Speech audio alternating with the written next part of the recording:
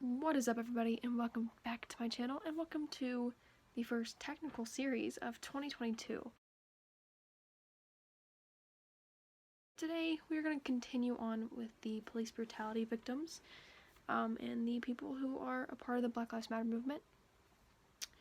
And today is one that has a lot of information on what happened, everything leading up until his death. His death is very different than Sandy's. So part one of this series, I will say, is basically the day he got arrested, how he dies. So we go up until the day he dies. This victim actually died days after he was arrested. And yeah, so this will only be a two-part. I'm trying to put as much information into these parts as I can. Don't want to do a three-part series. It's 2022. We gotta do two for each. So yeah. But today's video is on Freddie Gray. If you've never heard of Freddie Gray, I had never heard of Freddie Gray until I researched people who had been killed by police or in police custody. So I googled Black Lives Matter's people. I googled the people that need their stories told, and Freddie Gray is one of them. Freddie Carlos Gray Jr was 25 years old when his life was wrongfully taken on April 29th of 2015. So, there wasn't a lot of backstory on Freddie like there was Sandy. Sandy didn't really have, again, Sandy had a little bit more backstory to her because her family's openly talked about her, her friends have openly talked about her, but not a lot of people have openly talked about Freddie. So, Freddie, or Pepper, as his people called him, grew up in the impoverished neighborhood of Sandtown, Winchester on Baltimore's west side. He had a rough childhood growing up. He had a disabled mom who was addicted to heroin. So yeah. So an ex-girlfriend of Freddie said that every time you saw him, you just smiled because you knew you were gonna have a good day. He seems like a good guy. Freddie did have some run-in with the law. He was arrested more than a dozen times and had a handful of convictions, mostly on charges of like selling and possessing heroin or marijuana. His longest stint behind bars was only 2 years. Like I said, I couldn't find much information about him personally, though I did find a website that will be linked in the description box so you guys can go read this, that is very heavily detailed on the day he was arrested, everything leading up to his death, and like just everything else besides his life. It was heavy on. Freddie was arrested on April 12th of 2015. He was arrested 7 days before his death. So at 8:39 a.m. on April 12th of 2015, Freddie was standing on a street corner with another male when he made eye contact with Lieutenant Brian Rice. He was a uniformed police officer who was on bicycle patrol in BPD's Western District. So after Freddie made eye contact with this cop, he ran. So in response to Freddie running, Rice chased Freddie and rated that he was pursuing a suspect. Officers Garrett Miller and Edward Nero, both were also on bicycle patrol, joined Rice in pursuing Freddie. After 1 minute of them all three chasing Freddie, near Presbury and Mount Street, Freddie surrendered to Officer Miller, after Miller drew his taser and threatened to use it. The officers handcuffed and frisked Freddie, leading to their discovery of what appeared to be an illegal switchblade knife in Freddie's pocket. Miller placed the knife on the ground, and Freddie attempted to move toward it. In response, Miller placed Freddie on his stomach. Freddie began to flail his legs, and Miller placed Freddie into a leg lock, or a leg lace, my bad. This is used to get the legs to stop moving. Another officers joined this. Officer Cesar Goodson then arrived with an empty police wagon for the transporting of Freddie. So video surveillance shows that a small crowd had gathered around and that they were angrily protesting Freddie's arrest. It's a black man, you're in the western side of Baltimore, there's probably gonna be a lot of people angry about you arresting a black man and frisking him the way you did. As the officers led Freddie to the wagon that Officer Goodson had brought, he was yelling about his wrist. The officers also said that Freddie wouldn't walk on his own, though video evidence shows that he stood and walked by himself, so video evidence shows otherwise. So officers Miller and Nero were assisted by another in placing Freddie on a bench on the right side of the cabin of the wagon. They did not seatbelt Freddie when they put him in. They put him in the wagon and they just shut the doors. They didn't buckle him in. One of the officers later testified that they did not do so for reasons of officer safety. Given the gathering of the angry crowd, they just assumed that it'd be best to not buckle Freddie in because the cops would end up getting hurt or something. So, once the doors were shut on the wagon, witnesses said they could hear a banging on the doors and yelling. So, it was Freddie. Freddie was banging and yelling and trying to make noise. Officer Goodson drove Freddie from the place he was arrested down the street where officers placed leg shackles on Freddie. Officer Goodson had pulled over and they had put leg shackles on Freddie. It was officers Miller, Nero, and Rice that met with Goodson and put the leg shackles on Freddie. They pulled Freddie out of the wagon while Freddie yelled and flailed. While officers were placing the new restraints on Freddie, another crowd had gathered. They could hear Freddie yelling, and so they gathered around again. So Lieutenant Rice and officers Miller and Nero attempted to place Freddie back in the wagon, and as they did so, Freddie went limp, and according to officers, refused to walk on his own. And this prompted Rice to enter the wagon, lift Freddie inside by pulling his shoulders, so like grabbing him underneath his arms and pulling him into the wagon, while Officer Nero lifted Freddie's legs. They left Freddie laying in the back of the wagon. They just laid him on the ground and left him. So, again, Freddie was not buckled in. They just left him laying on the ground. And once again, when the doors were shut on the wagon, people could hear Freddie yelling.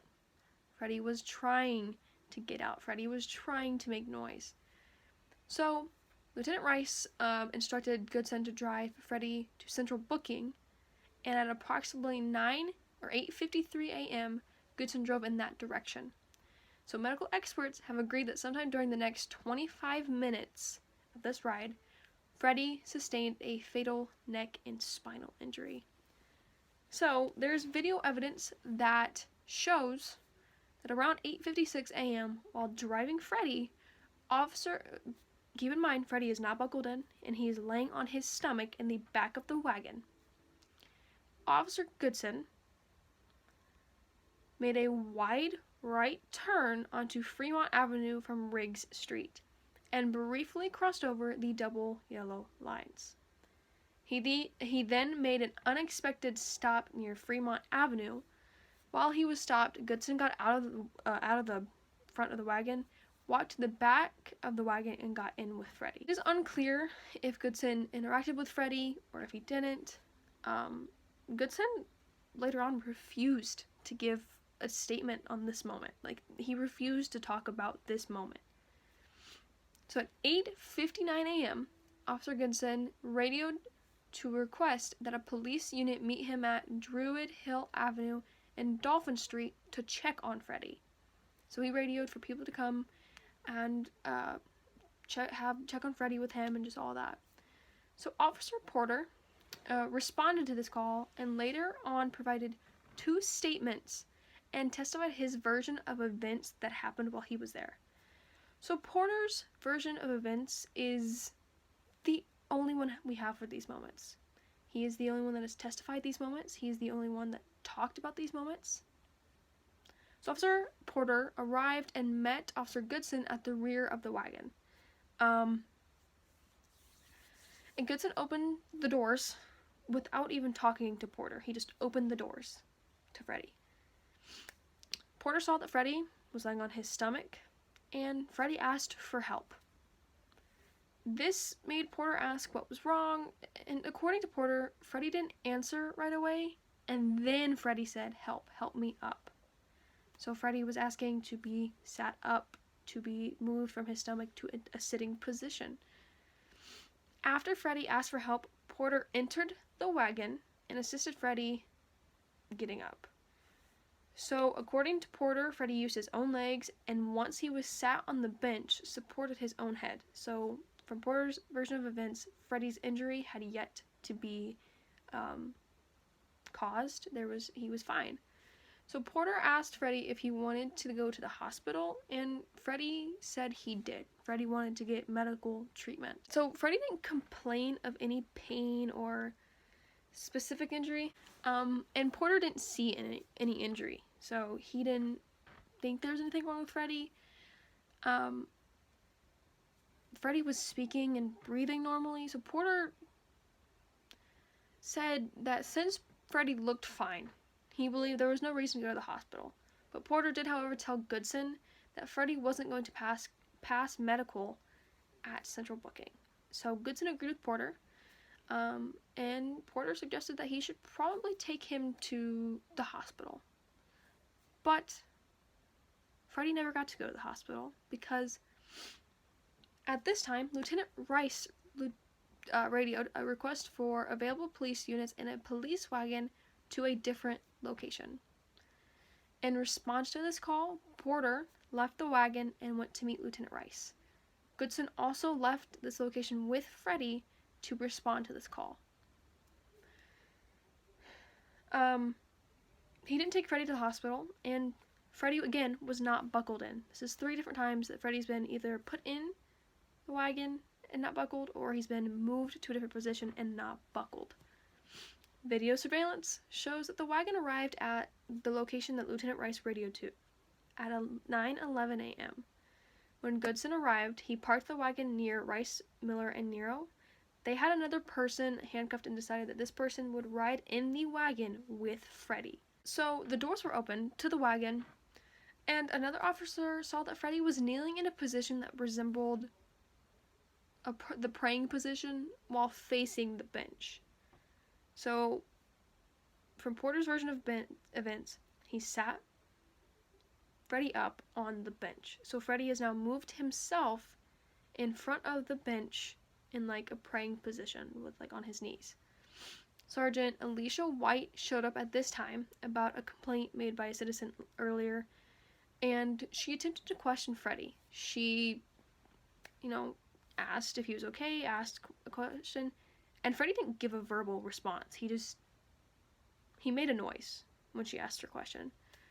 But she believes since Freddie was just silent and not wanting to talk, he just didn't want to talk to the cops. So Porter then tried to talk to Freddie later, asking if he wanted to go to the hospital. And this time Freddie gave a verbal response of yes. According to Porter,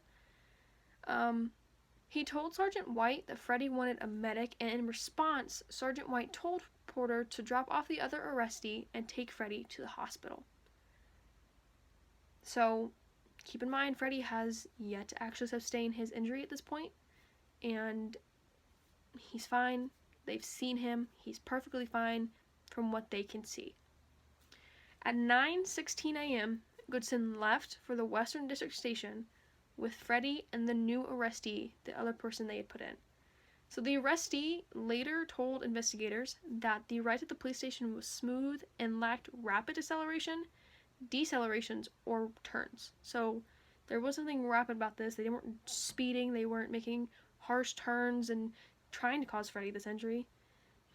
But the arrestee also said that he heard banging from the other side of the wagon. So the back of the wagon is split down the middle into 2 sections by a metal piece. And Freddie was on one side and the other arrestee was on the other side. And he could hear banging from the other side. He believed this was Freddie banging his head against his side of the metal. Upon Freddie's arrival at the Western District Station at approximately 9:18 a.m., officers Porter, Sergeant White, and another BPD officer found Freddie unconscious. Porter noted that Freddie's eyes were shut, his neck was limp, and he appeared to not be breathing. Sergeant White observed that Freddie was drooling. So Freddie has sustained his injury. They can see that he is not breathing, he is not He's just not alert. He's unconscious. He's not breathing. There's something wrong with Freddie. 2 officers, one of whom was Sergeant White, called for paramedics. So once the paramedics arrived, they observed that Freddie was not breathing, had a small amount of blood coming from his nose, a frothy, vomitous discharge around his mouth, and Freddie also smelled of feces. The paramedics took Freddie to the hospital, where he laid comatose for 7 days. He underwent multiple rounds of surgery, and CT and MRI scans revealed that he suffered a fractured neck and a pinched spinal cord. The injury, the experts say, was similar to somebody diving headfirst into a shallow pool and hitting their head on the bottom of the pool and getting the same injury. Experts also say somewhere between the second stop, which is when they placed the leg shackles on Freddie, and the final stop at the police station, Freddie sustained this injury. He ended up having this injury somewhere between 9 a.m. and almost 9:20 a.m. Somewhere in that time zone is when Freddie received this injury. On April 19th of 2015, Freddie died as a result of medical complications from his injuries. And that is it for part 1. That was kind of just a summary of the day Freddie was arrested and his injury and the day he died. But in part 2, we will discuss everything else about Freddie. We will discuss what happened, the investigation, what the officers were doing, if the officers were charged. We're going to look at all of that and whatnot. So, yeah. I want you guys to know that when I'm researching for Freddie, this case is probably the first one that I've researched in a while, where I'm like getting so much information on one day. And yeah, all my other true crime cases, there's not a lot of information. The D.D. Jackson case is a good example of that. There's not a lot. It was a solved case, solved pretty fast too. The Evelyn Boswell case is still ongoing that we don't know a lot about, though I do think there are some updates, so I might make an update video in between this part and the second part. And yeah, what other cases? The Chandra Levy case, that one was just, it's 20 some years old, so it's gonna be a little bit more difficult. And Sandra Bland, that was just people accounts and whatnot. And her case is still open. I do believe that Freddie's case is still open. I think it's just an unsolved case. So yeah. But this is the first video that I've made in 2022. It is January 15th of 2022. It's the first video I've filmed in 2022. It's not the first one I've uploaded in 2022, but it is the first one I filmed. And get ready, because there's going to be a part 2 to this one. And then after this case, I'm going to take a break from the police brutality victims. I'm going to go back into true crime. So if you guys have any recommendations on what true crime cases you would like to see, please leave them down below. I think I'm going to do a couple true crime cases, and then I'm going to do some missing and murdered indigenous women cases, because I think they also need their story told, because nobody wants to. So yes, thank you guys so much for watching this video. I hope you enjoyed it. I know it's shorter than my past couple of videos, but that's okay, because part 2 is probably going to be a lot longer than this one.